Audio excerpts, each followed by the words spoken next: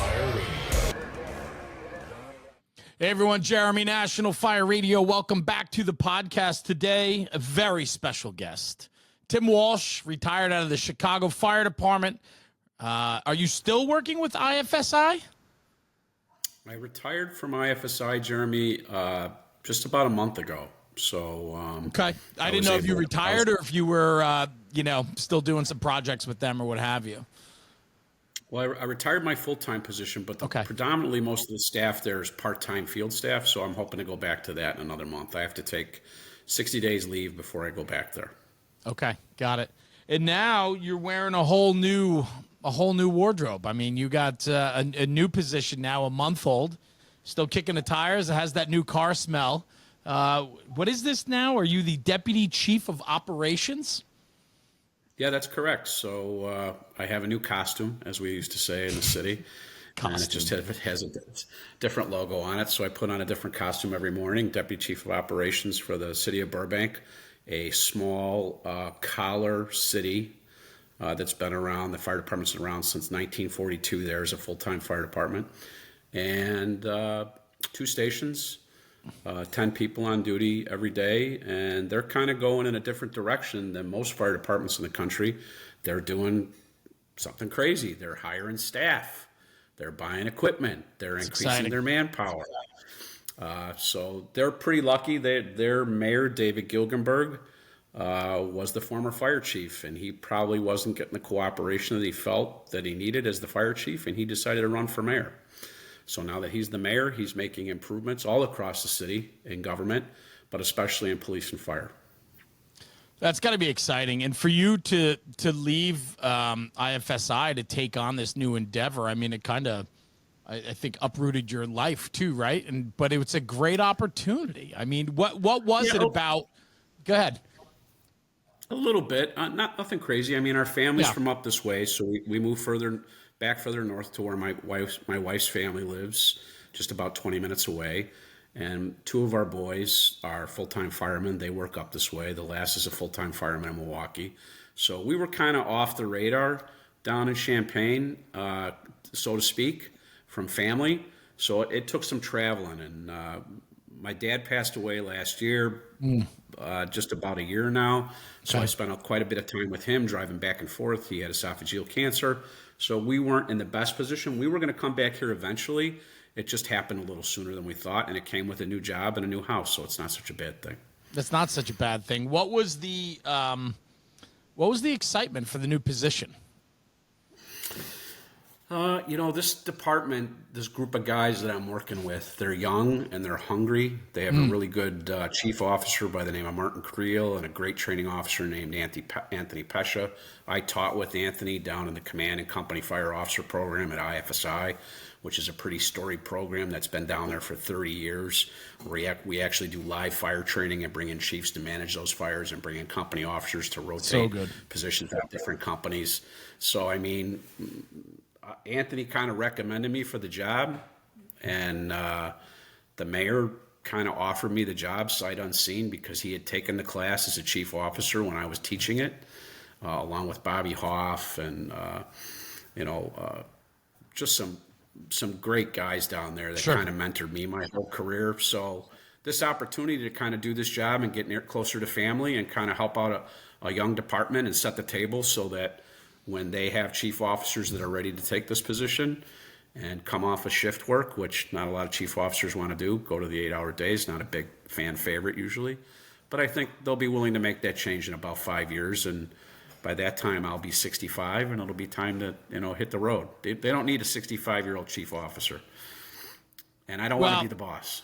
No, I get that, right? And the fact that you recognize that, I mean, it's part of progressing them forward. And when you look at a department that's willing to, and I love it too, a fire chief that didn't like what he was getting, and he's like, you got to make a difference, you got to step up, right? And so he did.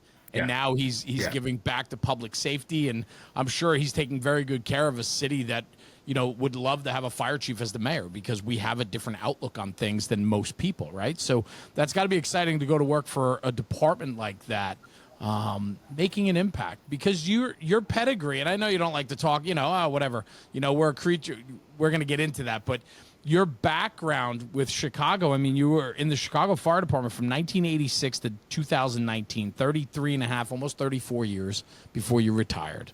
I mean, you've been around the block once or twice, Chief. I'm going to call you Chief. You tell me to call you Tim. I get it.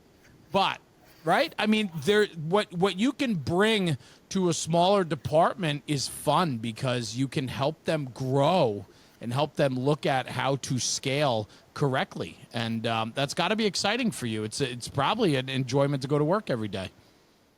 Yeah, I'm having a ball, and what's nice is it's a collaborative environment, right? They're not telling me all the time that that's the right answer, and I wouldn't want that. I wouldn't want to be in a place where they're just saying, hey, that's a great idea, Chief. Great job. I don't want to hear that nonsense, right? That's right. Some guys might, some girls might, but that's not my cup of tea. I want to have a deliberative argument about what you think is right, what you think is wrong, and what's best for the guys that are on the street. And they have a very robust auto aid program up in the southwest suburbs of Chicago. So they're getting companies from probably about 6 or 7 municipalities right from jump, along with on-duty battalion chiefs that are all seasoned from areas like Oak Lawn, Bedford Park, Bridgeview, North Palos, some municipalities, some protection districts, with a little bit of paid on call and volunteers sprinkled in. So it's kind of like where I started in Hanover Park in 1980 as a cadet and a volunteer, and got broke in by guys like Kenny Zackard, who mentored me, who's since retired as a chief officer there, and Bill Gresher and Barry Beckwith and Mike Baker, who retired as the chief of Buffalo Grove. I've had like this really storied, for me, career of mentors that have told me to shut the F up when that needed to be done, but have taken me aside and showed me how to survive on this job, and how to help people, and how to try to help the people that you work with on a daily basis. And that is the best part of it for me.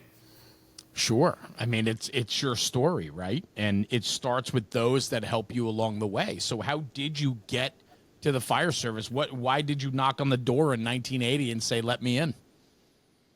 Well, I was one of those kids that watched, the two guys in LA fire department drive around in Squad 51 and answer calls, and I was hooked from jump. So when I was 16, I went to the Hanover Park Fire Department on Maple Avenue, 1631 Maple Avenue, and I rang the doorbell and said, hey, I would love to work here. Is there any way? I know I'm only 16. I'm of legal age to work. I'll do anything. I'll scrub trucks. I'll clean floors. And they were like, no, we have a cadet program here. And at that time, they were self-dispatched by the cadets. So the cadets ran the plectron systems and the toning capabilities of the department to tone guys out. They had a sleep-in program. They had 8 shifts. So guys would come in at nighttime from their regular job, because it was a volunteer department. They would come in at 6 o'clock, and they would sleep in until 5 or 6 a.m. the next morning. You'd eat dinner at the firehouse, and then you would actually answer the emergency phone. And this was long before 911, so it was a real telephone number that people called for help. It was my job to answer the phone in the middle of the night, and then wake up whoever needed to be woke up, and then tone out the run, and then answer the radio. And on occasion, if there were extra guys working, they would take you on runs. But they gave you the ability to train. Back in those days, they had acquired structures. There were really no training towers. So I learned to fight fires in farmhouses and abandoned buildings in a community where they believed that teaching guys how to fight fire is easy if you have buildings to burn. And I still believe in that. I believe in acquired structure instruction. I think it sets the bar far above what you could do in a training tower or a training can. And then they put me through EMT school as soon as I turned 18, and they put me through medic school. So I was a certified medic at 19. Wow. By 1983. At a time when, if you wanted to get a job in the Chicago region, you needed to be a paramedic and you needed to be a firefighter to even get a look. And that was in the 80s? Yeah, or 1983. So that seems ahead of the curve, right? Well, some of the original paramedics in the country, especially in the state of Illinois, started around 1972, 1973. Oh, okay. In a program at Northwest Community called Stanley Zidlow was the PMD there, and Connie Matera was his nurse that ran the program. And she taught my son. My eldest son's a fireman in Arlington Heights. She just retired like last year. So she was there every bit of like 43 years. Day one. And just, yeah, from day one. That's wild. And Stan Zidlow was like one of the pioneers of EMS in the Midwest. And he jumped on board right away, and it led to other programs in the state. And I was at the right, like I said before, right place, right time, man. It's all about timing. And I didn't pay for paramedic school. I didn't pay for EMT. The department covered it. And then they went full time right after that. And I had an opportunity to go full time there with all my buddies. And I took a pass. And the reason I took a pass was everybody was young. They did get some firework there. They had some poor sections of town where they got a little bit of firework there. But I thought at the time, hey, I have family in Chicago. That's where I came from. I'm going to go back there and see if I can, get on there before I settle. Well, maybe not settle's a good word, right. But it was kind of my wish, my dream to go to the city of Chicago. What were you, 19? How old were you? I left Hanover Park 1984, and I got hired 2 years later, July of 86, as a single role medic. I didn't know that Chicago didn't have cross training in 1986. Okay. Okay. So you're doing medic and medic only. Medic and medic only. And it was a little more liberal back then. I mean, we went to fires. We helped the guys make hydrants. We pulled hose if we needed to pull hose. We didn't go in the buildings. That was not allowed. I went to a very busy firehouse at 67th and King Drive, right out of the academy as a paramedic with grizzled, seasoned veterans, Engine 47, Truck 30, very busy company, and those guys were all at my wedding. I got married maybe a year after I was on the job there as a medic, and they were all at my wedding. Most of them have passed away, unfortunately, but some of their kids are on the job now, and I know their kids, and I know that the names are common but uncommon. So if you recognize a name right away, and you say, hey, what, your last name is Bouchel? Was your dad's name Richie Bouchel? Yeah, that was my dad. I worked with his dad, and now his son's on the job.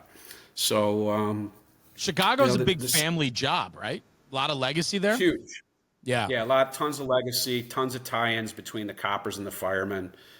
My whole family was coppers. I was the oddball that went to the fireside. How'd that go over? My brother. A little weird at first. There was some deliberate discussion at Thanksgiving sure. after everybody had a couple of cocktails about who was the bigger lump. Did we drop Tim on his head? What's wrong with him? What did we do when he was young, right? Yeah. But now the tables have turned. Absolutely. So my father was a police officer, and my grandfather, my uncle, and my brother. But now all my sons and two of my nephews and a cousin are all firefighters. Nobody's a copper anymore, and they all serve anywhere from Schaumburg, Oak Lawn, Arlington Heights, Milwaukee, and the city of Chicago. So they must have saw the program I had where I came home and pretended that I was, had a bad night the night before, and just did some cooking and got people off to school. It didn't look so bad, right? Yeah, my wife was an ER nurse, so we kind of played opposite. She would go to the hospital and work in the ER when I was home on my off days. So it kind of worked out great for raising a family. Those early days for you, those mentors, right? I mean, those are guys that are coming from the 60s and 70s, right? And I'm sure Chicago at that time was like many other parts of the country, right? Super busy, we had gritty firemen, right? Yeah, it was not uncommon for our ambulance to do 600 runs a month, one company. And there's still an ambulance in the city of Chicago that's doing 700 runs a month, ambulance 10 on the far west side. So those ambulance guys and girls in the city of Chicago have been taking a constant pounding for the last 40 years. We had Vietnam and Korean War vets on the fire companies and the ambulances that got the EMS program up, off, and running. And I had, guys like Jimmy O'Connell and Bill O'Boyle and guys, this is serious. This is a serious call. This is why it's serious. This is a bullshit call, but we still have to take these people to the hospital. Right. And the projects were up then, the Taylor homes, Cabrini Green. There was a lot of poor people in the city living for generations in buildings that they shouldn't be living in. with illnesses and gang violence, and it was a great place to cut your teeth. If you wanted to be a busy paramedic, you were definitely going to be busy. Well, and And also too, you come from those communities, right? Chicago is very community based, I know, right? So you grew up in those every streets. neighborhood has a name. And, Yeah. Yep. And everybody knows what neighborhood you came from. And that doesn't matter if you're African American, Irish American, Mexican American. Everybody has their own neighborhood, and they believe in their neighborhood and the fabric of their neighborhood. And, you know, and I worked with pretty much every race and creed on the fire department. And I think in a big fire department, I think we had at one time, you know, close to 5,000 members, 1,000 medics and 4,000 firemen.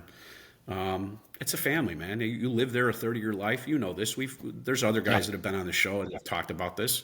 Sure. It's a big part of your life. You go to christenings, you go to baseball games, you go to weddings, you go to birthday parties. That's who you hang with. And you see these people on your work day, you see them on your off day, and you raise your family with them. I still have guys that I see today.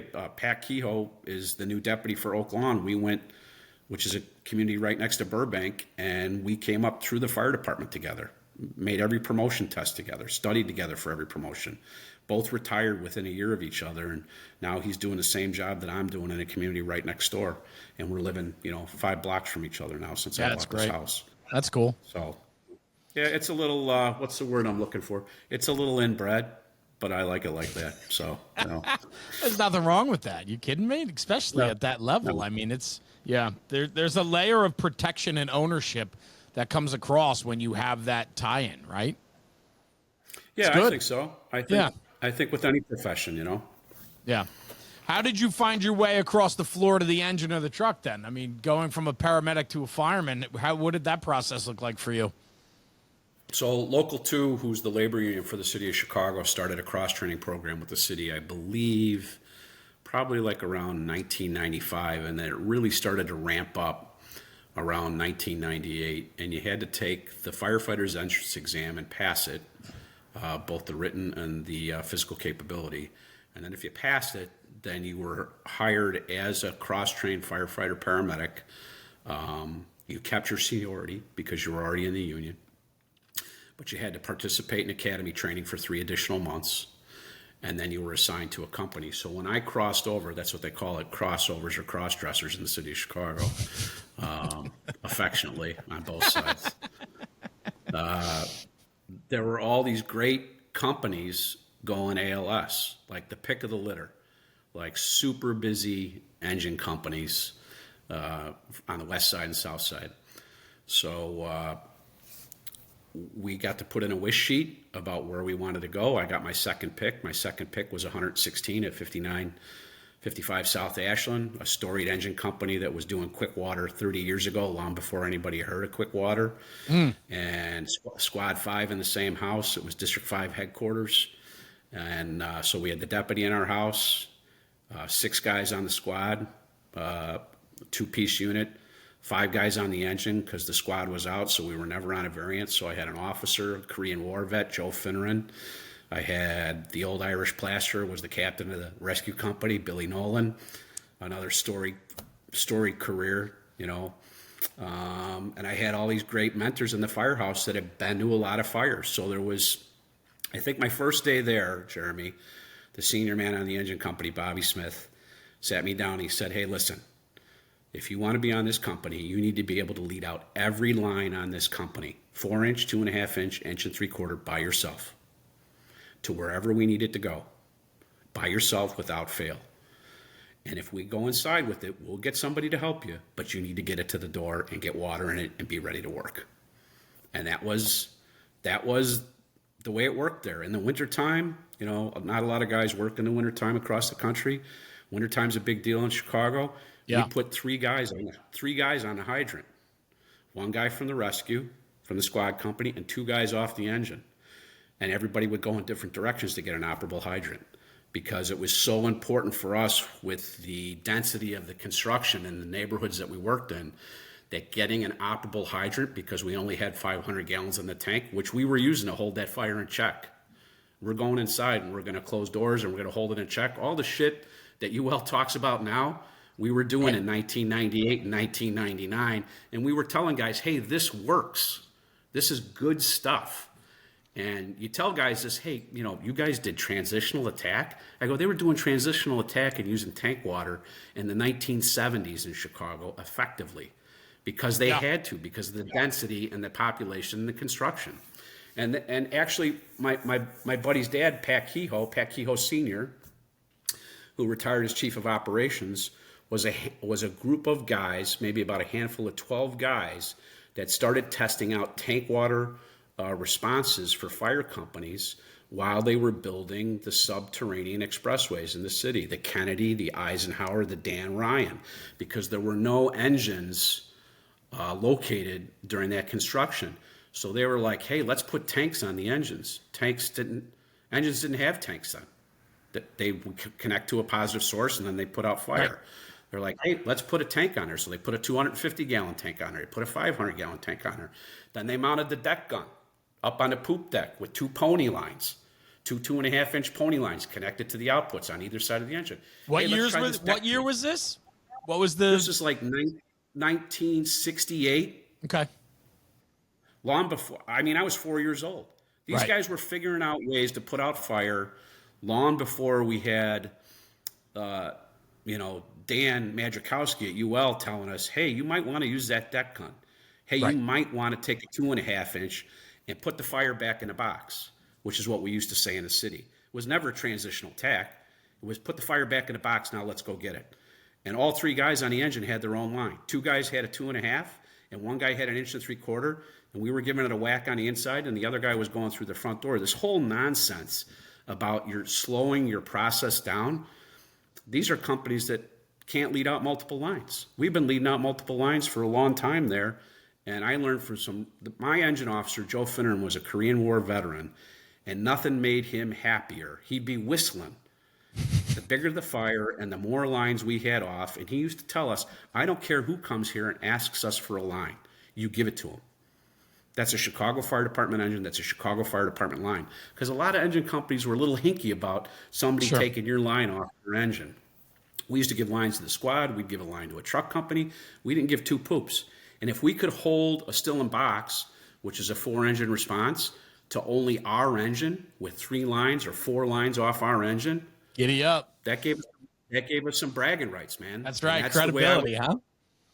Yeah, and I had this really great group of guys, Brent Mahalik, Brian McCardle, who's a chief, Brent's a lieutenant now. Everybody that worked for this guy, Joe Finneran, was promoted up through the ranks.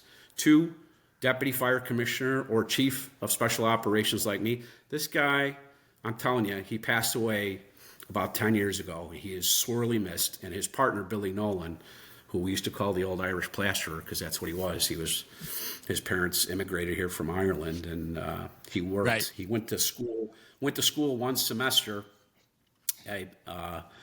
away from home, and his grades weren't so good, and his dad left his new plastering tools on the kitchen counter on Christmas morning and said, I got good news for you, son. The good news is you're going to work with me tomorrow morning, but you're not going back to school. So I was very lucky. Well, but that message lives on through you guys. I mean, that's the whole thing about mentorship, right? It's, listening and learning and then putting your take on it and then paying it forward. And, to come from, you hear the success stories of winning companies with incredible officers and leaders. And then you look at that, and then you look at the guys that come out of there, like you said, and they fill top positions in the fire department over the years. It's because of the groundwork that was instilled into them. That's exciting. Yeah, and we talk about it. We talk about it all the time. All the guys that worked there together. We were there together 7 years before we all finally got promoted and moved out of there. But I had 2 periods in my career that were like that. I was the captain of Squad 1 later in my career, which is the downtown rescue company, after I left Squad 5 and made lieutenant. But those 2 assignments in my career were phenomenal. Squad 5 is a pure fire company. They go to more fires than anybody in the city. They only go to working fires, pin-ins, and hazmats. That's it. And I know you guys on the East Coast don't call them pin-ins. What do you guys call them? Extrication jobs? Yeah, we got a whole lot of words for it. Yep. Yeah.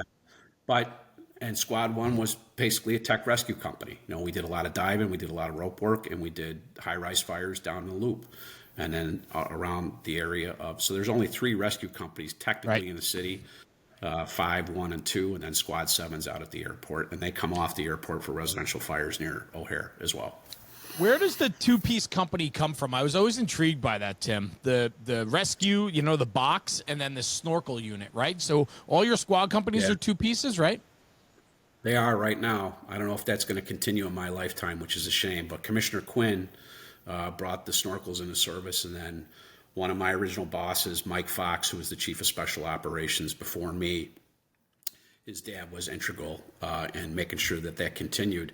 And what I like about it, I don't think it would ever really work, out in New York from what I've seen. My sister Kathleen lives in Brooklyn. Chicago's a little bit different. We have alleys everywhere. Yeah. So we're able to put that snorkel in a place where you can't put a tower ladder. We're able to put it in a vacant yard next door to the building that's on fire. We're able to get it tight to a corner so that we're out of the collapse zone. And that snorkel, if you have a good snorkel driver and a good operator in that basket, and they can get up underneath, not spraying down, which I see all across the country, which drives me crazy. You need to be in the window spraying up. Yes. Into the cockwater. Right? But that's a tower ladder class. We'll talk about that later in a snorkel class. But if you get guys that can operate that tool, you can strip the roof right off. You can take down brick walls if you put the correct size tip on it. Rather than putting men and women in the building and putting them in harm's way, it's a tool like anything else on the fire ground. And in the hands of an operator that has worked it for a long time, not me, because I wasn't one of those guys. I was the diver, and I was the cook, and I was a rear door guy. I was not on the snorkel very much. That was a senior man position, and I was never the senior man there.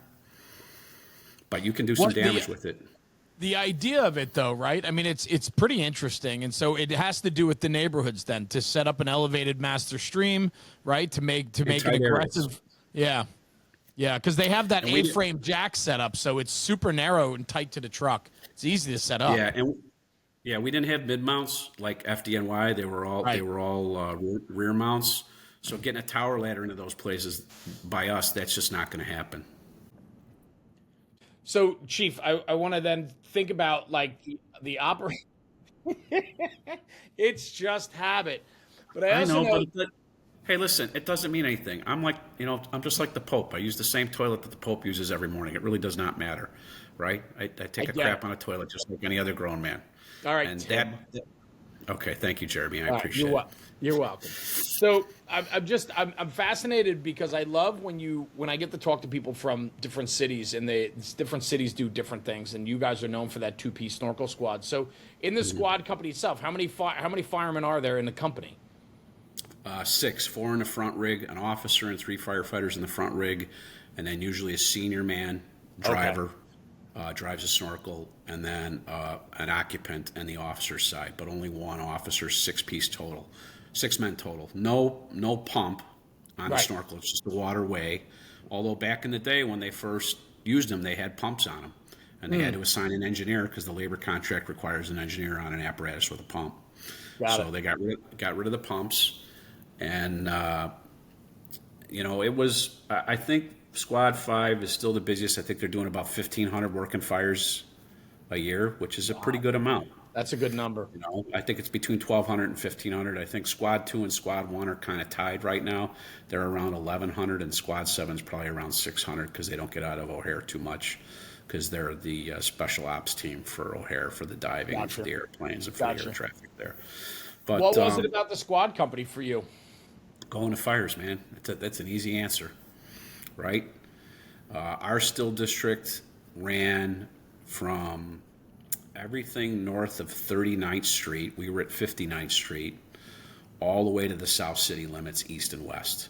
All of Lake Michigan, south of 39th Street. So any dive job on Lake Michigan, south of 39th Street, all the way to the city limits. So if you look on a map of the city of Chicago, that's a huge, monstrous area. Right. To cover, and all those areas have neighborhoods that burn, so you're going to get work. And the firemen in those neighborhoods where they burn, those are some awesome firefighters. They know what they're doing. It's not like they were happy to see us all the time, but when they were happy to see us, because they don't want anybody taking their work. They're prideful men. They want to do their own work, prideful men and women.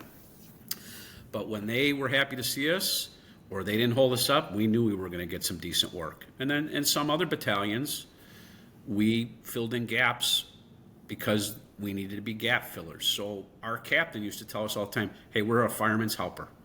No better, no worse than anybody else. We're a helper. We fill gaps. When we get there, we check in with the boss, the incident commander. What do you need? You need 2 to the roof. You need searches. You need another line. What do you need, Chief? We're here to help. And that's kind of how we approach it. Yep, anywhere we fit in. I mean, it's so important on the fire ground more than ever today, too, is understanding where to fit in, you know? And I find that that's becoming a lost art, man. It really is, you know? I think that's 90% of the battle, right? Both as an individual and as a company, and as a company member within the company, right? It's all about figuring out, like, I mean, look at me. You think I was the biggest guy? You think I was the strongest guy? You think I was the fastest guy? Nope. And I tell guys this all the time. I was a pretty good swimmer. I swam in high school. They needed some divers. I could pass the diving test without issue. I didn't mind suiting up to dive or do surface rescues. I was a good cook. They needed a cook on that shift. I cooked on the engine. I could do some rope work. I was pretty good at rope for tech rescue jobs, although Squad 5 doesn't get a lot of tech rescue. You still had to have the qualifications. So I fit in my little niche where I was at. And I wasn't the senior top dog on that company by any stretch of the imagination. But like my pal Larry McCormick says, I was on a company that got more at-bats than other companies.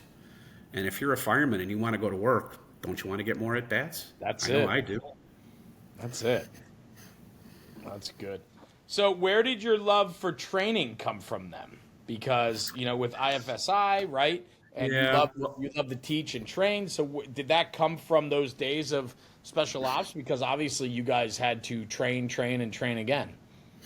You got to be a student of the game, right? Yeah. It's no game what we do, but, you know, it's an ever-changing profession. And the requirements after 9/11 that fire departments had to bring on board and be technically proficient in it, most of that, with probably the exception of FDNY, was taken out of the house and brought in by professional organizations to get that training done. And in the state of Illinois, IFSI was one of about 4 places where you could go to and get that training done for all the tech rescue disciplines. So for collapse, rope rescue, confined space, and trench, you went there. And they have a beautiful facility down in Champaign on the campus of the University of Illinois.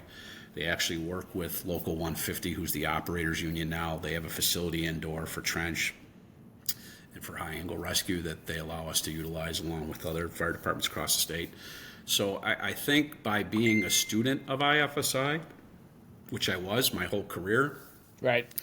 you know, it was kind of a natural progression that if you want to get better at something and you want to be in the know about the ever-changing disciplines, then you should probably teach, because people can read through your bullshit very quickly when you're teaching firefighters. If you're not on your A game and you don't have a history of actually performing what you're teaching or have some skin in the game and some know-how, you're going to get called out pretty quickly, and it's going to end your teaching career.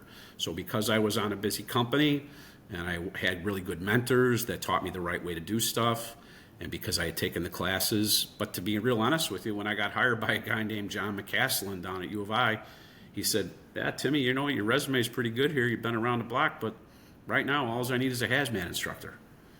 And that's where I started. I started in hazmat, and then I branched out to collapse, and I branched out to RIT Under Fire, which is a phenomenal program. Yeah. Where we use, you know, against NFPA rules, live down members for firefighters to go in and rescue so that they know what it feels like to put hands on a live brother or sister. And Gary Coney, who's a battalion chief on 515, the special ops chief, Prince of the City, like Brian McCardle and Steve Grosick, that's what we call them, because they don't really have a boss. Prince of the City, man, just like the old movie with Treat Williams. Yeah, and those guys, they roam, man. They take in fires, they take in special ops jobs, they run dive jobs with the dive guys there. They take in pretty much everything. They go to high-rise fires, I mean, for a chief officer, if you want to be a busy chief officer and like go to all the cool runs in a big city, that's really a great place to be. And to have that type of training and have those type of mentors, I was very, very lucky. They put the special ops chief in service when I was the training officer for special operations. I was a lieutenant and working in that unit before I made captain. So I did citywide training for the special ops companies and the collapse companies. I think it was like 2000, it was either 99 or like 2004 or 5. I'd have to look it up to see. But they mimicked it off the SOC battalion chief in New York, and Bobby Hoff and Mike Fox and Ray Orozco, who were kind of running the job at that time, Ray Orozco Jr., not senior. They had buddies in New York, and they kind of mimicked it after that, and it got legs, and it got into the contract. So that was the 25th battalion chief in the city. There's 24 fire suppression battalion chiefs and the SOC chief, which we call special ops by us. We don't call it SOC. Right, right. So, and then so chief of special ops is a battalion chief position then? Is that what it is? Yeah, and then there's a couple guys above him. There's a chief of dive operations that handles the helicopters and the boats and the land units, which are the squads that go to all water rescue. And then there's a hazmat chief. And then above those two chiefs, there's the chief of special operations that kind of handles everything for all the units.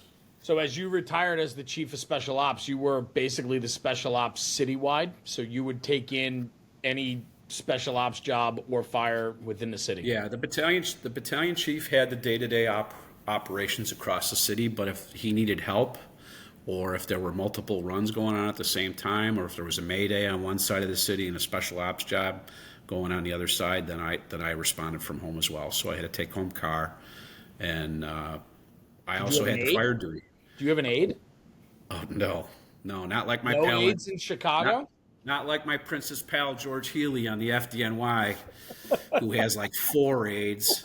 I tease him about it all the time, and he's a great man, and I love him dearly. But we go back and forth. I did not have an aide, so I did that job for 5 years, the chief of special operations. And I'll tell you what, I thought I was tired when I was a paramedic. I was super tired in that job because I had the street duty, which is just still in box and 211 fire runs once a month for 7 days around the clock. So from 4 p.m. until 8 a.m. the next morning till the staff chiefs came back on duty, you had all the multiple alarm fires, you had any firefighter injured, any accident involving firefighters. Citywide. Jeez. I lived on the south side at 101st and Hoyne, so it would take an hour to get home from the north side, no lights and siren. And as soon as I would get home, sometimes I'd have to turn around and go to the west side or the north side again. So there were nights I never went home. I just came home and took a shower, and my wife got used to sleeping alone a lot, and she was like, "Were you out last night?" I didn't even wake her up anymore. She was like, I didn't even hear you. I was like, "Yeah, because I wasn't home all night." Right. I did that for 5 years. But guys like Mike Fox, guys like Bobby Hoff, guys like Ray Orozco, guys that mentored me, those guys did that for 10, 12, 15 years. Yeah. I don't know how they did it, but way tougher than me. Probably because I was a medic, I wasn't as tough as them. I better say it before someone else chimes in and says it. But I mean, Bobby Hoff slept in a separate bed from his wife for probably 10 years because he had the radio on at nighttime, as I did when I had the duty, because by the time you got paged out for a mayday or for a fire going bad, you could hear on the radio that it was going south from jump. So you were already in the car and you were already on your way. In fact, Ray Orozco told me one time, he said, "Hey, you know why we give you a car, don't you?" And I was like, "No, so you can get out of bed and go. That's what it's for. It's not for you just to drive around in. We give it to you so you can go take care of the boys and the girls." There is a tremendous amount of weight put upon your shoulders in a position like that. I feel for any duty chief in a big city or even a mid-sized city. I mean, you're listening to the radio all the time and doing your administrative duties on a daily basis. And as soon as you hear something not going right, and everybody that listens to this show is into the job, and you can tell on the radio when something isn't going right. It's just the hair on the back of your neck stands up. Yeah, no doubt. No matter what you're doing, you're putting it down, whether you're at home with your family, celebrating a birthday, or you got people over at the house. I got to go. I'll be back. I'll call you. And you're gone. You're out the door. But you're talking about a fire department with 24 battalions. I mean, Yeah. this is not a small city with 10 engines and 3 trucks. I mean, this is a sizable department that you're responsible for. That is a wild ask. My first 5 years that I was retired, I never slept so well. I'm not even joking about this.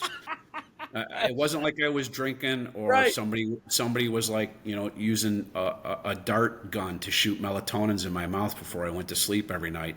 I mean, just not. And guys told me this when I was going to retire. They said you were going to sleep like you've never slept after you leave this job. Yeah. And they were right, man. I slept. My wife used to check on me. She's like, "You slept 10 hours last night. Are you all right?" I was like, I didn't know I slept 10 hours, but it was an awesome 10 hours, man. I really had a hold Making on up it. for all those years of missed sleep, right? Yeah. Yeah. Jeez. Yeah. I can't even imagine, right? The run count or even the craziness that you had to deal with in that position for your 5 years in that position, right? I mean, it probably got more bizarre as the days went on, I would think. Well, I was there, and we'll get into the backside story a little bit. I was there during a very difficult time. I started my career with Mayor Daley. Okay. I was the chief of special operations with Mayor Emanuel, Ram. Yeah, Rahm And Emanuel. had some line of duty deaths while Ram was the mayor. One guy under my command that had a heart attack in the water and sank in the river and drowned, Juan Bucio. And then Mayor Lightfoot came in, and Mayor Lightfoot had a really different way of doing business than I was used to between Ram and Mayor Daley. And she felt from jump that people should be able to move about the city however they wanted, no matter what was going on. And the program before that was we still have drawbridges in the city Yes. that go across the rivers and that go across the north branch and the south branch of the river. So they can isolate the downtown area and the Gold Coast during times of, civil uprising. And that had been our program for many years. And my neighbor, Kevin Ryan, who was the SOC chief for the police department, lived down the block from me. Our kids went to grammar school together at St. Barnabas. Great guy. We'd see each other at meetings all the time. And Kevin would run these big citywide meetings where we'd have all these department heads and we would talk about Taste of Chicago and what we're going to do and where the snowplows are going to be parked so nobody drives a car into the people while they're there. All the shit that big fire departments and small fire departments have to worry about, where SWAT was going to be, where plainclothes uniform officers that were going to integrate in the crowd were going to be, all the stuff that no fire chief was allowed to talk about while they're employed in a big city, because most of them, like I did, have a security clearance. So you were briefed by national intelligence agencies during large-scale events that had federal officers embedded with police officers and firefighters for JHATS, the Joint Hazard Assessments Team, checking for weapons of mass destruction in large-scale events. There's just there's so many layers in a big city of what has to be done to protect the public that it's just overwhelming, man. The meetings and the planning that goes into like 25 or 30 large-scale city events on an annual basis. And Mayor Lightfoot was like, I don't care what happens. I'm not going to do any of this. And Kevin Ryan and I, after the Christmas parade meeting, he called me up. He said, let's meet at our local watering hole, Cork and Carey, which was right on Western Avenue and on the good old South Side. And you can imagine what it looks like by the name of the joint. Absolutely. And we both got a pint of Guinness. And he's like, I can't control the city if we don't have the ability to raise the drawbridges. And he said, I'm retiring. I'm pulling the pin. And he was the same age as me. He was a young man, 55. And I said, Kev, if you're leaving, I'm leaving because you're my guy. Because we worked well together at a lot of different events over 5 years. And he left and I left. And then the George Floyd incident happened. Yeah. Right after I retired in the spring of 20, and the city burned. And it's a shame. It's a shame that it happened. I'm not saying that it's anybody's fault, but I know that during the Bulls championships, when we had the same type of issues and those drawbridges were raised so that they could protect the Gold Coast and protect the business district, they were able to quell the disturbances much faster. Now, I'm not an expert in any of that. I could be wrong. I'm not trying to upset anybody. I just know what I know from working those positions for a long period of time. That's really interesting. I mean, the love for the city that you have for it, right? We were talking about Oh, it it was, before. You're from the city. You're lifeblood of the city, right? Like, yeah. and and that's difficult because you don't realize, and I don't think a lot of guys realize too, as the political environment changes, when a mayor changes or the city manager changes, it can change the entire tempo of the fire department. You And you serve at don't, the pleasure of the mayor. I was yeah, command staff. The mayor didn't, if the mayor didn't like what I had to say, she could very well within her right, or he within his right, say, okay, Mr. Walsh, it's probably a good time for you to go back down to the bargaining unit or take your retirement. And I was just probably kind of getting my feet wet after 5 years. I was kind of like feeling I was kind of getting a handle on what I needed to do on a daily and a yearly and a quarterly basis to make sure that I was doing a good job. And then it was time to go like that, yeah. and a minute's notice. So I think that happened. The Christmas parade is early November, right around before Christmas time, and I was out the door by December 1. Oh wow. Yeah. So And no that regrets. was out the door as in retired, not taking another Retired. position, right? Not going somewhere else within the department. This was stepping down. Retired. And my wife immediately told me if I was going to retire, she said, "You're not staying home. You better find something else because I do not want you in my business on a daily basis. I know how you operate. I know how you think. I know what you're about, and this will not go well." We've gotten along for 33 years because we both worked full-time jobs, and absence makes the heart grow fonder, so you better find something. So I entertained some ideas about going outside the state of Illinois and taking jobs, but that we have family here. Our sons are here, Sure. and her parents and my father. My mother had already passed away. My brother is in Michigan. My sister's in Brooklyn. So it was a pretty convincing argument that she made that you're not taking me away from my 3 sons, not before they're married and they have grandkids. So that's not happening. So we settled on the IFSI job, which was offered to me pretty close to right before I retired. I had been a field staff instructor for about 20 years when they offered the job. And I didn't really know much about corporate relations, But like you and I talked about before, I mimicked what corporate relations people did for the university that were working with big partners like State Farm and big national companies. So I offered the same type of facilities and promises to fire service providers and manufacturers to be able to do commercials on our campus, like Fire Department Coffee and Elkhart Brass and Synetics. You can go back into our records and look on our Facebook page. I became the spokesman for that portion of the university because I'm tall and I'm thin and I'm handsome, and it was an obvious choice. Makes right? sense. So they were like, "Do we have a guy that's like 5'6", 200 pounds with salt and pepper hair that speaks oddly because he was born and raised in the city of Chicago?" Yes, we do. We have one of these guys right here, so let's hire him as our spokesman. So right when I got hired there, it was full on COVID. 100% full on COVID across the country. And our boss, Royal Mortensen, said, "We're not stopping training. We need to provide training for these firefighters. They don't have any avenues to train."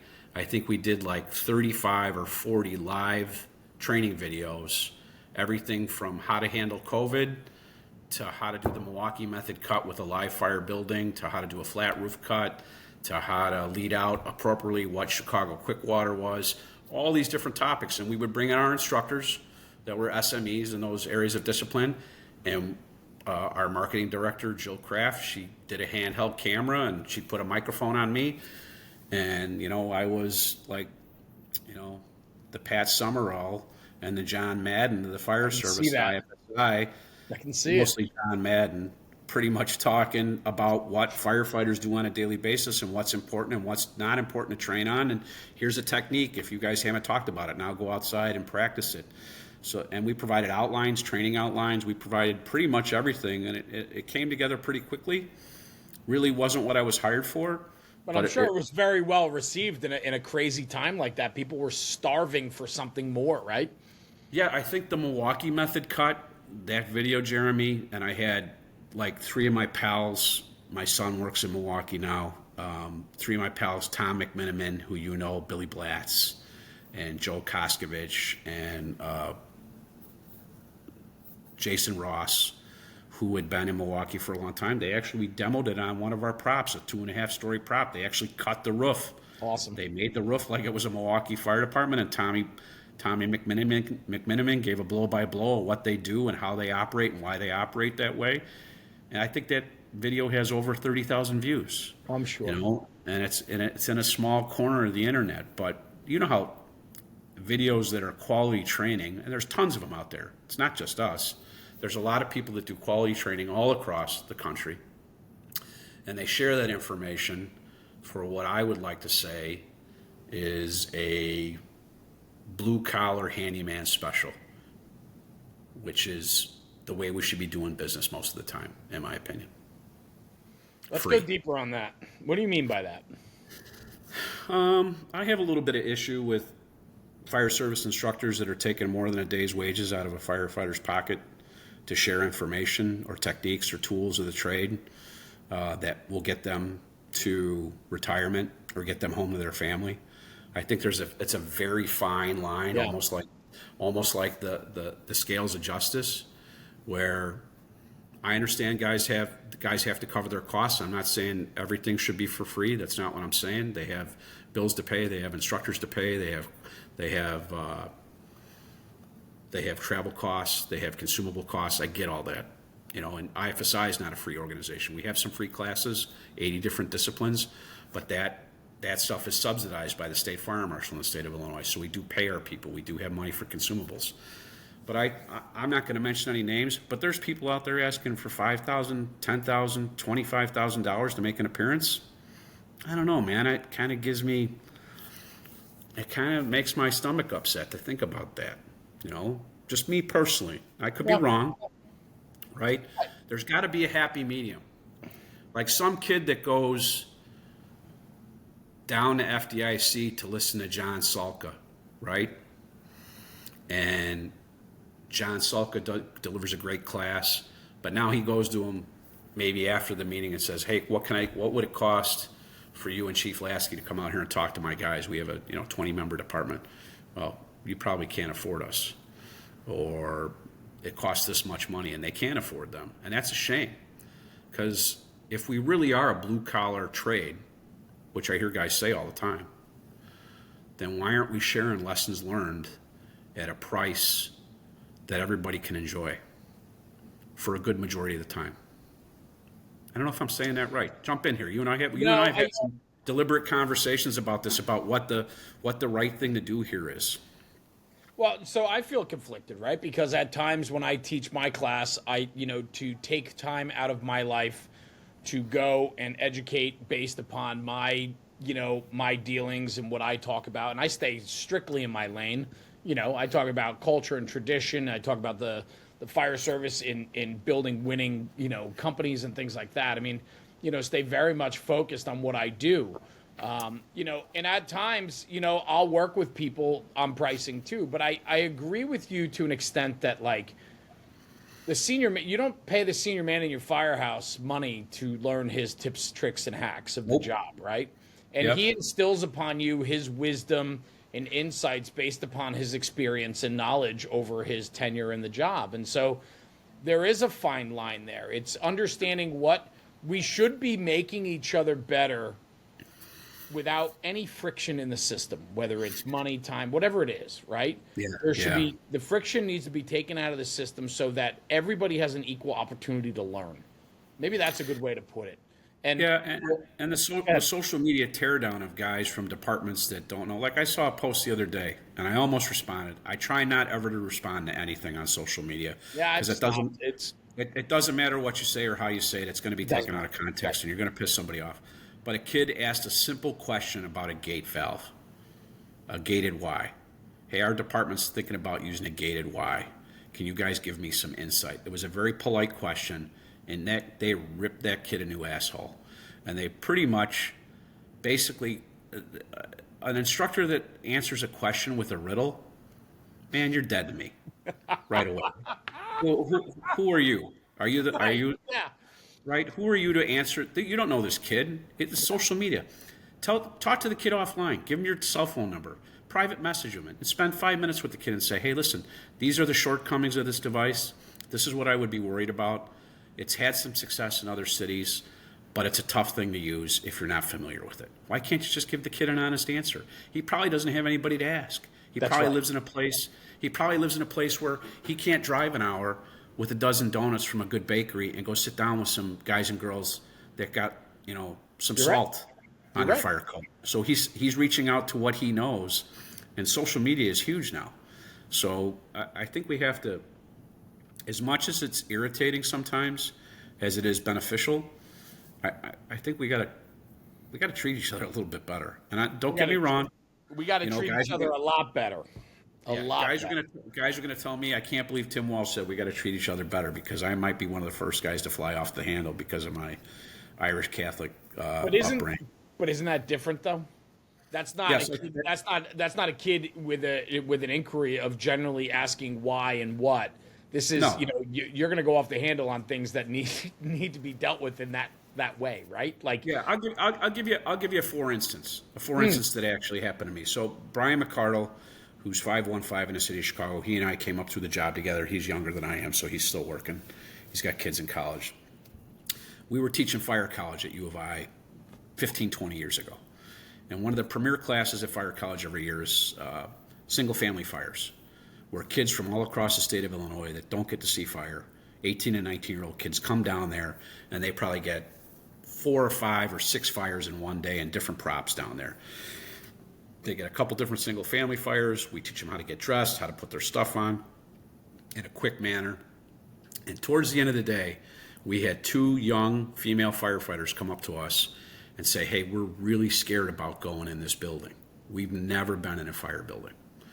I mean, they were legit scared, and you should be scared the first time you do it, and you should fear it a little bit even as you become a professional, because if everything goes right, you're in good shape. But if one thing falls off the domino track, it's going to come back and bite you in your keister. So Brian and I sat with them and we talked to them and said, hey, listen, we're going to go in with you. We're going to be right next to you. I promise, this is a training facility. There's a safety line. See that guy over there? He's got the safety line. Nothing will happen to you. And we took them in, and they were visibly and emotionally shaking while they were in the fire building. But we knew nothing was going to happen to them. And we did a little fire behavior, and we did a little extinguishment, and we got them out of the building. And they thanked us profusely for for spending 10 minutes out of our day with these 2 girls, allowing them to put out 2 pallet fires. Right? That's, to me, that's where the rubber meets the road. And that's why I still teach at IFSI. I think anybody that loses the interest in educating our most vulnerable and our least educated in the fire service needs to hit the road. I think about today, right, Tim? I was just going to call you Chief, but here's something that I talk about, and it drives me nuts, is so often in our Fire One program, the introductory entry-level firefighting program, where you have 16, 17, 18-year-old kids coming in. Yeah. A lot of times the guys that teach those classes are washed-up has-beens or never have-beens, and they're there to strut their ego, and they certainly let the class know it. And I've had guys go through our county system and come back and say, I can't even believe this guy talks to us like this, right? And it's not paramilitary, it's not this, it's not that. It is absolute ego on display. And what do you do but turn these kids off? And if anything, we need the most passionate, the most excitable, the most ingenuous people to share their love and passion for the fire service at that entry level. I mean, we need those kids to fall in love with it. You and I had an opportunity to fall in love with it because of our mentors, right? But think about it. How many kids come out of the fire academy? One goes to an all-star company and another one goes to a shitty company. And next thing you know, their careers are completely different just because of where they ended up going out of the academy. 100%. It's the luck of the draw. It's all about timing, like we talked about in the beginning of the show. And I got pals like Richie Stack, who was just on your show a few weeks ago, and Richie's into training just like I am. And Richie took that job as the deputy chief of training down there because he knew that he would make a difference, and he did. And they didn't allow him to do what I know that he could do and what he knew that he could do. And he had to step aside, because why would you want to be part of something where you're not all in and not allow him to be all in. The guy's out of his mind. He sleeps, breathes training. And I mean it in the kindest possible way. Oh, you're right. You're 100% right. And I mean, he's part of the Lollipop Guild with me. We're the same size, and, we dance the same way. So, you get it. But, I mean, here's a guy, sleeps, breathes, eats, training. All he cares about are the people that are taking that class that day, and that's from a new lieutenant that's never been in charge of a busy fire company to a new candidate. We call them candidates in Chicago, not recruits. Right. That has no idea what they're up against and where they're going.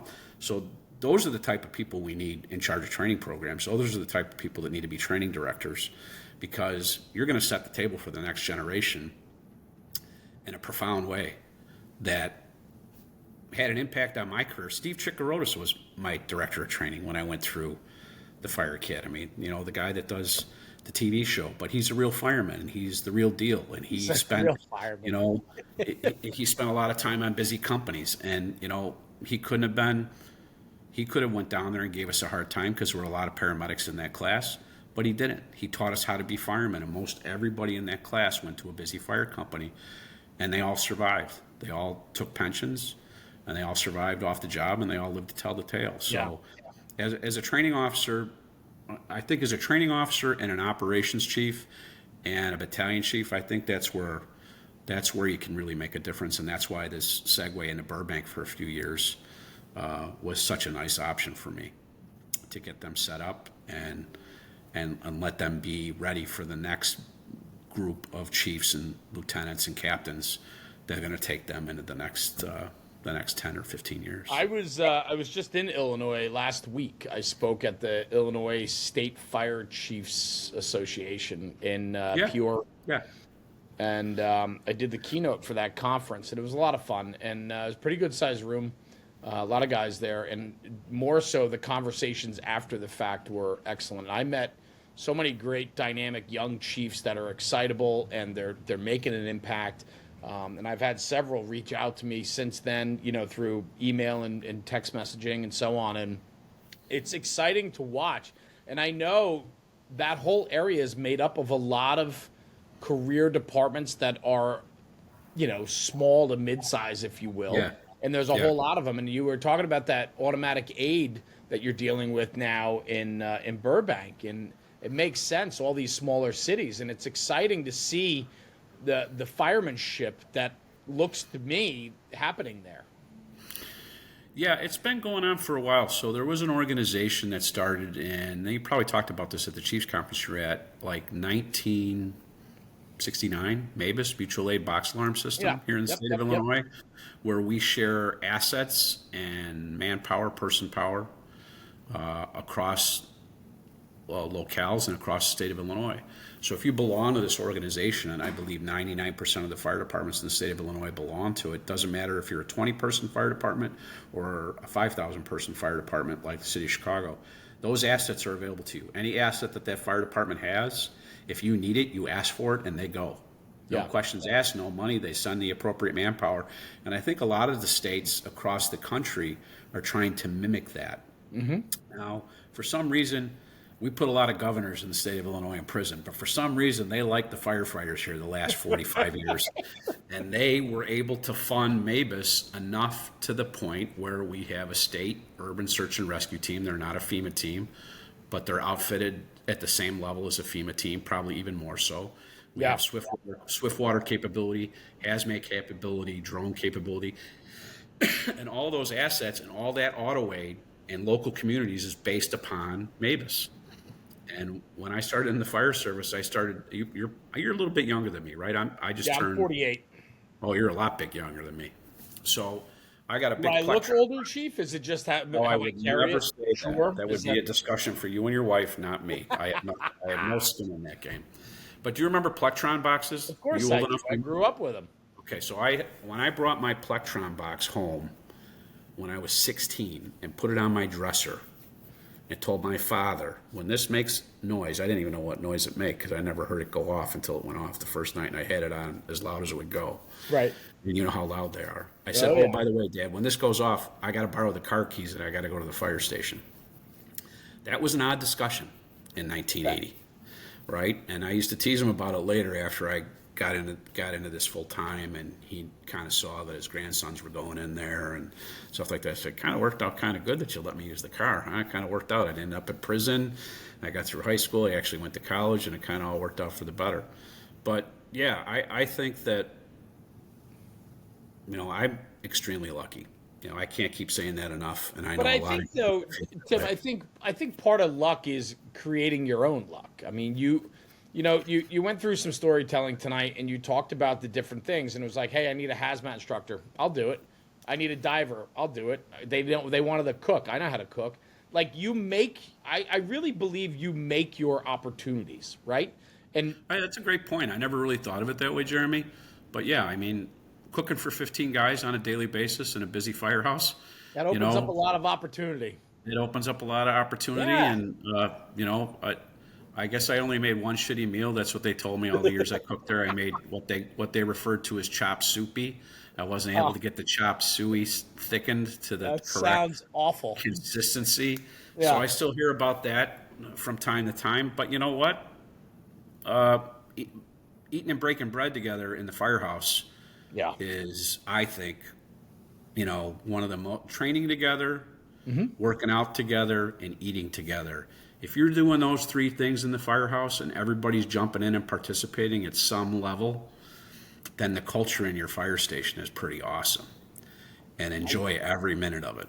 I think you're 100% right. Does Chicago have traditional? I know here in Jersey and Connecticut and so on, there's a lot of departments do like Friday's pizza night, right? And they make pizzas. And does Chicago pizza. have? Yeah, go ahead. Yep, pizza, corned beef on Saturday, because we're an Irish community. So Corned beef on Saturday. Love it. Yep, the Irish tumor gets served on Saturday evening or afternoon, and then corned beef hash on Tuesday morning. Most guys like the corned beef hash better than I like the corned beef. Breakfast on Sunday, obviously big breakfast on Sunday. Pizzas on Were you Friday. based out of a firehouse when you were the chief of special ops? No, unfortunately. I was at headquarters, and Yeah. I had an office at the Special Operations Warehouse. At Were 39. you ever able to get back to the firehouses and catch up with the guys, or just break Oh, yeah. bread at the? Okay. Yeah, you had to, or you'd lose your mind. You couldn't hang out in headquarters your whole career. You'd go goofy. I would call the guys and either stop for lunch, or I would get invited to lunch, or I'd get invited to dinner on the way home, or when I had the rotating duty monthly, firehouses would call me and say, hey, we know you got the duty, you want to come eat? And I would go eat, because that grounds you. Yeah. And and those firehouses where guys and girls, they don't treat you like a boss. Right. They know you from when you rode with them in the ambulance or rode with them in the back step. And that's what you want. You need to be, that hits your reset button for you, I think, as a boss. You need to be reminded that you did the same job that they're doing now, and how important that job is, because that's the backbone of the fire service, not the guy that sits at the desk with the fancy gold on his collars. Their job, as has been explained to me, your job as a boss is to support those people. Yes. And the more bugles you have more people to support. So as you move up the rank, your responsibility to the people becomes more profound. Sure. And that's the way that I was taught by all my bosses, and that's kind of the way I attack it now. And, we only have on the Burbank Fire Department, we have probably 24 full-time or 25 full-time members and 15 paid-on-call guys that are young guys coming up in the fire service. So 40 people total. When I was the captain of Squad 1, I had 27 people on duty on a daily basis, and the whole firehouse, and another 30 upstairs in the bureau. So, and then when I retired as the district chief of special operations, I was managing the 5th district as well. So there were 600 firefighters in the 5th district and another 400 in special ops across the city. So when somebody has an issue at home, or somebody gets jammed up, or somebody has an issue with their child. And that part of the job, if you can help somebody muddle through life's issues. Somebody helped me when I was a young man. We lost a child when we were first married, and those guys helped me. I remembered that dearly. And so if I was able to help guys and girls that were having issues at home, whatever that may be, substance abuse, I get it, marital problems, child problems, sick mom, sick dad, and we could adjust and make changes to get them home to their families without causing any paperwork or causing any issues above me, then that's my job, man. That's my job. That might be the most important thing you do on that day. Doing the right thing is always doing the right thing. Yeah. Yeah. You and I agree on that. But Yeah. I don't know if there's a lot of that out there anymore. I think there is. I think the pendulum is starting to swing the way that you and I are talking about now. And I think people are kind of figuring out with the issues in the fire service as far as recruiting and retention that you need to treat these people like human beings. You can't treat them like a number. They need to know that they're valued. They need to know that you give a shit about their family, that you give a shit about their ability to pay their bills. And I know that sounds odd, right? No, there's so much to that. There's so much. Right? I know that sounds odd, but that's my mentors instilled that in me, right? And like a guy that I work with still to this day, a 70-year-old man that still teaches, Bobby Hoff, still teaches 4 or 5 days a week, all across the country. Yeah, it's phenomenal. Yeah, right. Yeah, I think about Tim today. I think about, you think about those guys that helped you along your journey, and they stuck their neck out for you, or they helped you or guided you or mentored you and so on. But you have an incredible appreciation for them. And I think about today where you try to do the right thing for guys, and they, a lot of times today, they don't show or recognize or have appreciation for what you're willing to do for them, which I think at times then can burn those bridges of guys willing to stick their neck out for guys, because today guys are getting sold down the river so fast when they make a judgment call that they think is right, and I want to do you a solid, but man, am I going to get rung up for it? So it's where we are today, but I'd like to think that we are coming back, and I like to think that we're recognizing the importance that we have to take care of one another, and it's not about you or me, it's about us. And we like to say, Jeremy, the crew, the rig, the house, in that order, every day. Just boil it down to those 3 things. If you're a new company officer, if you're a new chief officer, you're running your first battalion, or you're the new supervisor, whatever you want to call it. If you worry about the crew, is the crew good? Are their family lives straightened out? Are they coming in of clean mind and clean body, and they're ready to go to work? Yes. How's their apparatus? Is their apparatus up to snuff? Are they going to be able to do what they need to do, the crew on their apparatus, their rig? And then the house. Take care of the house. We live there, we eat there, we sleep there, clean the house, get them a couple of good meals, get them a workout in, and the rest will take care of itself. It really will. But all this, I don't need a 50-page general order or SOP to tell me how to manage people. This is a people business. It always has been. And the best bosses I ever had were people managers, right? Yes. They gave a shit about their people, and you knew it.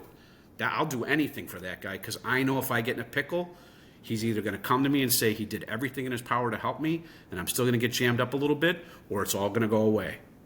And those kinds of bosses, the kinds of bosses that taught me how to be a boss, they get phenomenal workers.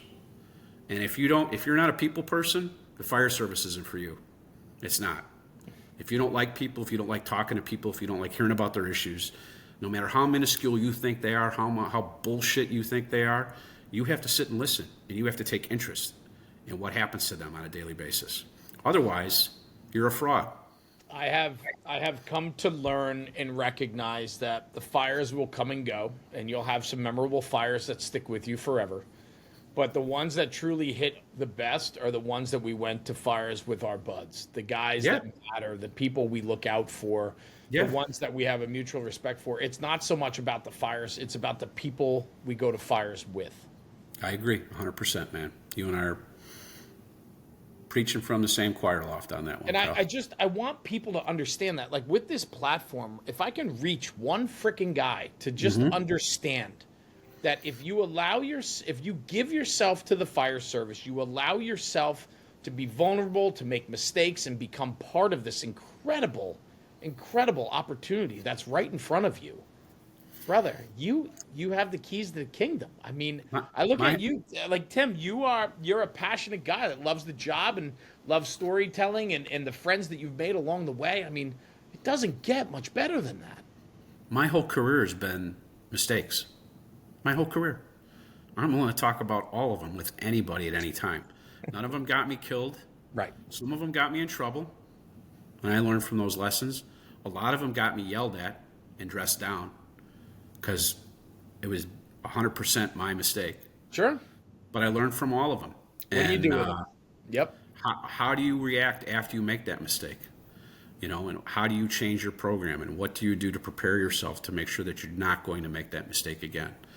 And I still continue to make mistakes. If you go in every day thinking you're going to have all the answers just because you're promoted up the chain, you know, you've heard, there's been a multitude of guys on your show, guys and girls, that said, I don't need to know the answer, but I know somebody in this room that knows the answer. Right. And I got to go find that person that knows the answer to help me make a good decision. Yeah, I love that. You mentioned the next generation before, and that made me think of your 3 sons. Yeah. The next generation. Never thought they were going to be firemen. The youngest guy, yes, he had the calling. He knew right away. And the Milwaukee Fire Department, I think, has a phenomenal culture. Like really, if you ever get a chance to go up and visit those guys. I'd love to. I've never been. And talk to those guys. So let me tell you what they did for my son. The guys that I worked with at IFSI that were nose to the grindstone, tough firemen, Blatz and Ross and Koskovich, common spelling. They have a cadet program in the city of Milwaukee that's been around for like 30 years, where they take seniors right out of high school, they give them a written exam, and they tell them, if you come here after you pass this written exam and we call you for a job, we're going to pay you a salary. We're going to pay you about $27,000 a year. We're going to give you city benefits. And you're going to come to the fire academy 5 to 6 days a week for the next 2 years, and we're going to teach you everything you need to know about being a Milwaukee firefighter. We're going to put you through EMT school. We're going to put you through paramedic school. Then you're going to go into a class with 50 civilians at the end of those 2 years. And if you can pass the rigorous testing and examination of being a firefighter in the Milwaukee Fire Department, we'll give you a full-time job at the age of 20 as a Milwaukee firefighter paramedic. And when I told my son this, because I didn't know anything about it, and the guys that I taught with at IFSI told me about it, I go, Pat, if you really want to do this, there's no better opportunity than this than I know of. He's like, well, Dad, I want to go where you work. I was like, well, let's be real honest here, Pat. The Milwaukee Fire Department pension fund is 93% funded. The City of Chicago pension fund is about 22% funded. And as an old guy looking in through the window from the outside in, I think you should try this Milwaukee thing. And he's never looked back. And he's in a rescue house on an engine there, engine 23. I had no idea they have that program. It's you know what I call it?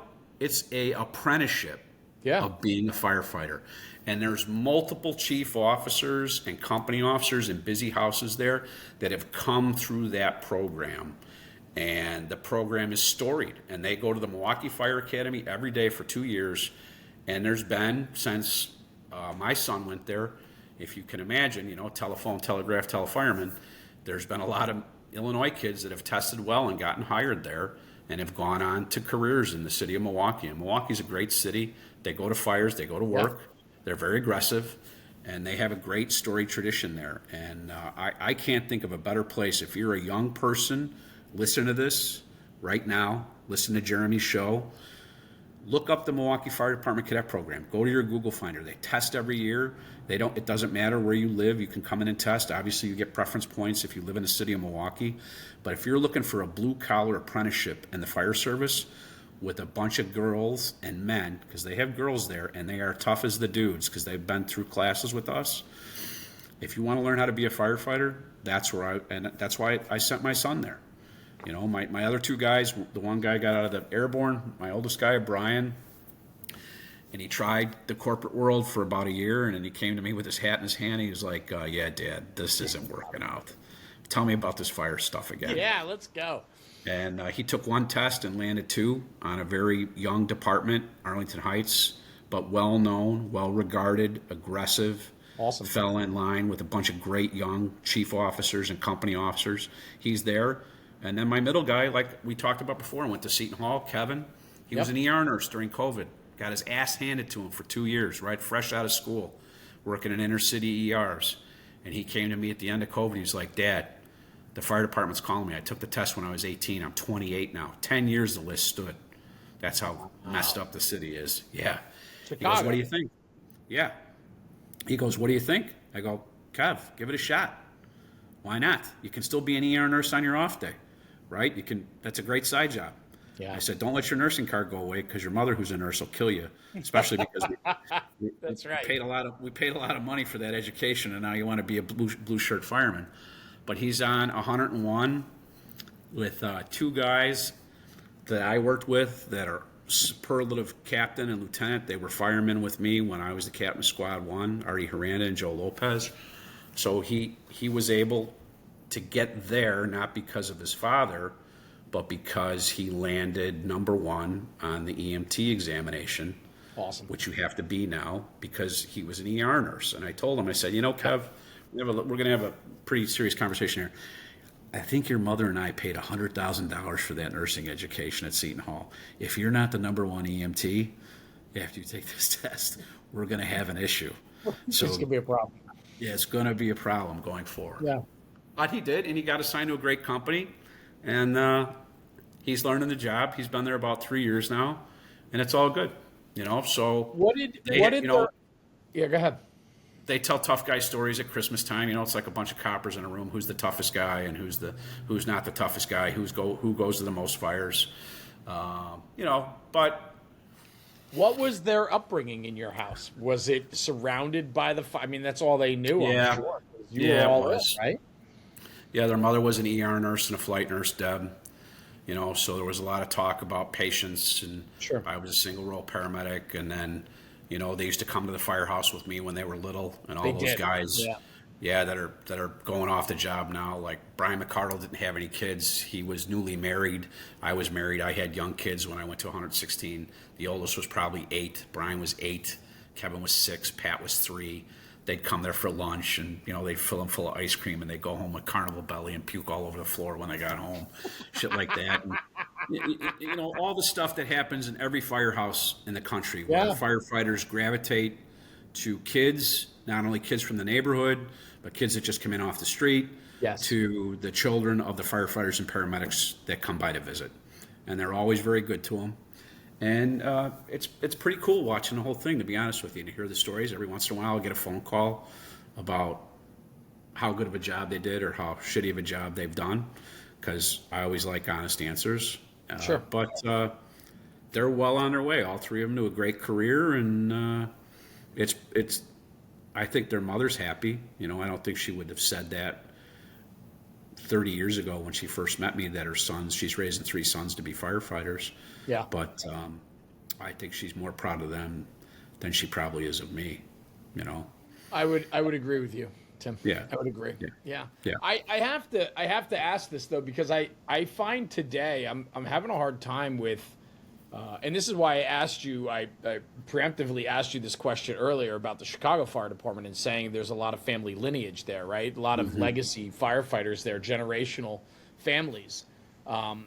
I don't think it's as prevalent as it once was. And I often find guys around me saying, like, I don't want my kid to be a fireman. I want him to be something more. And I'm like, wait a minute.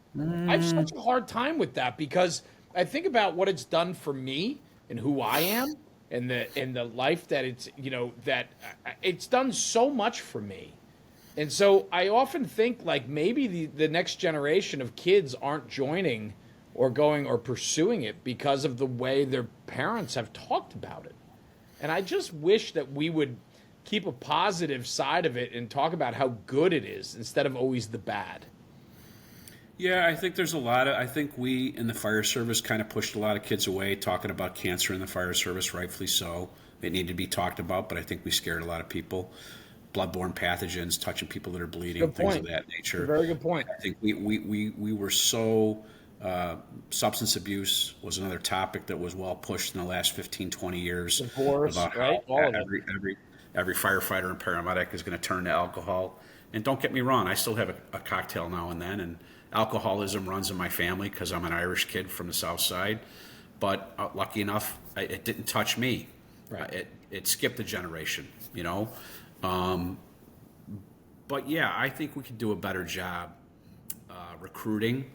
I still think that when you look at the salaries now compared to what the general public makes, if you can make in a professional fire department over $100,000 a year, and it's not uncommon for some of these fire departments to be paying these kids $125,000, $130,000 after 5 years without a college degree. I mean, come on, man. That's tall coin. That was tall coin 5 years ago, and it's tall coin now. You have people coming out of college with basket weaving degrees that can't get a job. Right. And the standard in our house was, if you want to go to college, that's fine, but you have to take a careers course of study that's going to lead to employment when you graduate. Both my wife Deb and I, we went to college after we left the house. I didn't have any college when I went on the fire department, but there was a tuition reimbursement program. So I got my bachelor's degree from Southern, and I got my master's degree from Oklahoma State. Graduated the summer before 9/11 in the Fire and Emergency Management program, long before anybody ever heard of emergency management at Oklahoma State. And now it's one of the preeminent fire and emergency management programs in the country. And my boys are taking advantage of that too. They're taking training and they're going to college, and they're while they're on the job. And I think it's a really great. It offers so much. It's a huge option for our military members. We do a big military thing every year at IFSI, Veterans in the Fire Service. It's coming up the beginning of next month. It's a free weekend for veterans all across the country. If you're a veteran and you're listening to this show, go on the website at ifsi.illinois.edu and take a look. All you got to do is get there. They'll pay for your room. They'll pay for your food. They'll provide all the PPE, and you'll go to work in fire buildings with veterans that are currently serving in the fire service now. And you'll get a look at what it's like to transition to what a great program. Yeah, to a profession that values veterans, people that served in all the branches of the service. Because those firefighters and paramedics, veterans, in my opinion, they have a leg up on everybody else. They already know what it's about to be in a brotherhood and a sisterhood and to take care of each other and to be side by side. So they make really good fire service professionals. But now I think you're seeing some of the nonsense too, Jeremy, where human resource organizations within fire services are kind of mistreating veterans because of the associated stigma of PTSD. They're saying, well, this guy's a veteran. He served overseas and he saw combat, or she saw combat, and she was served in a combat role. We're going to have issues with this employee down the road. Come on, man. That's such bullshit. Is that happening? Those conversations are happening? I think so. I know of some organizations that are ruling people out during the psychological exam because they've been diagnosed with PTSD, but PTSD that's under control. Now as a professional, how can we take a competent individual that served this country and not give them a role within community safety where they can make a difference and be a responsible member of the community and give back to wherever they live or wherever they didn't live in a manner like they did when they served in the military? Absolutely. It's just that part of it for me is a train wreck, and I know some guys, kids, that this has happened to, and they've gone on to find other jobs, and they've kept their nose to the grindstone, and they've gotten in at fire service organizations across the country. But I think we've done everything in the fire service is a knee-jerk reaction most of the time. A lot of times. It's been that way. Mm-hmm. Been that way for my career, probably been that way for your career as well. And people just need to take a deep breath and start taking care of each other, being nicer to each other, like we talked about earlier. And it's kind of bringing it around, Chief. I mean, that's really what it is. It's you said it best, right? This is a people person game, right? That's what the fire department's about, right? Yeah, I agree. And like I said, dude, I'm humbled to be here, to be talking to you about this, about what I believe, what I feel. That and a buck gets you on the CTA, as we like to say, the Chicago Transit Authority here in the city. Opinions are like assholes. Everybody Of knows course. that. Of course. But it's been a good run, and I have no regrets. Continues to be one. It continues to be one. We'll see what kind of impact me and the training officer and the chief officers, the lieutenants can have here in the city of Burbank. But I'm hopeful. Maybe the pendulum is swinging the other way. Maybe we figured it out. Maybe the shortcomings in retention and recruitment are going to let the cream rise to the top, and people are going to figure out what we need to do to get it back to where it was 20 years ago. I'd like to think so, and I would like to be part of that movement to get that word out there that it's okay to love this job and it's okay to fight for it. And and the fact that it's good. Like we don't need to be focusing on the negative all the time. Let's focus on the positive, and let's lift one another up. And I think we can make tremendous progress in the fire service. I really do. I would agree with you. Tim Walsh. Thanks, buddy. Thank you, Jeremy. And I appreciate the opportunity. And let me know. I wasn't sure how this conversation was going to go. And I didn't know if we were going to go down storytelling lane or if we were going to talk about the, people we know.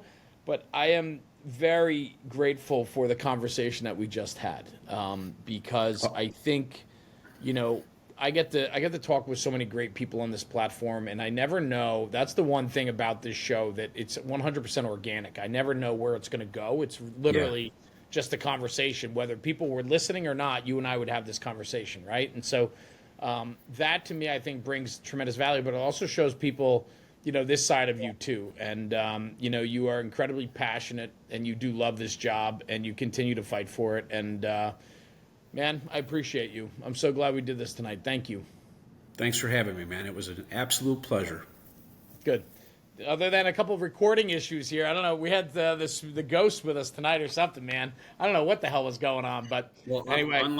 Unlike Richie Stack, I pay my internet bill, so I know it wasn't on my end. Well, I think he's got Cricket. I think that's a Cricket Wireless. I think this is go-to for sure. So, anyway, Tim, thank you. Stay right here. I'm going to sign off the podcast. Come right back to you, okay?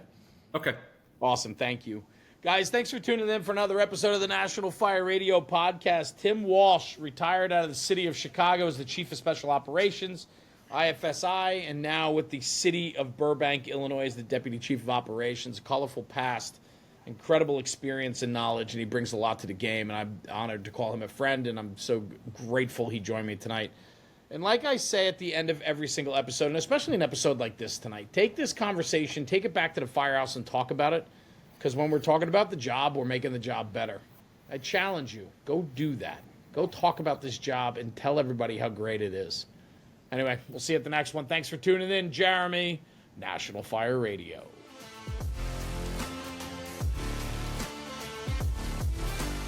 National Fire Radio.